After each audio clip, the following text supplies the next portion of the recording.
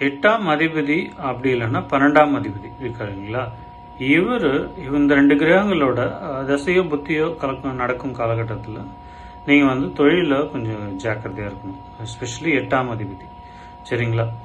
அவர் ஏன்னா அவர் திடீர்னு நஷ்டத்தை ஏற்படுத்தக்கூடியவர். 8ஆம் இடம்ன்றது திடீர் நஷ்டம் இந்த மாதிரி இது கொடுக்குறது. அதாவது முக்கியமாக 8ஆம் அதிபதி. ஓகேங்களா? அது கொடுக்கும். அதேமாதிரி 12ஆம் அதிபதியும் கொடுக்கும். 12ஆம் அதிபதி நஷ்டத்தை கொடுக்காது, விரயத்தை கொடுக்கும். அதாவது எப்படின்னா, நீங்கள் சம்பாரிச்சிட்டே இருப்பீங்க, செலவு பண்ணிகிட்டே இருப்பீங்க. அந்த மாதிரி ஒரு அமைப்பு கொடுக்கும் 12ஆம் அதிபதின்றது.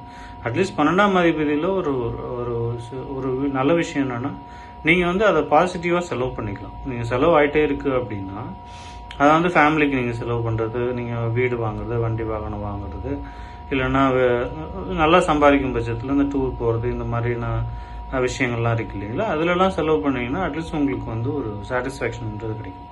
ஸோ இந்த 8ஆம் இடம்ன்றது கொஞ்சம் திடீர்னு சில சமயங்களில் 8ஆம் அதிபதி முக்கியமாக 8ஆம் இடத்தோட 8ஆம் அதிபதி இந்த வேலையை செய்யறதுக்கான இருக்குது. அப்போ வரும் அந்த மாதிரி காலகட்டத்தில் கொஞ்சம் நம்மளோட மூவ்மெண்ட் நம்ம 1க்கு 4 தடவை யோசித்து பண்ணணும். அது பண்ணும்போது சிறப்பாக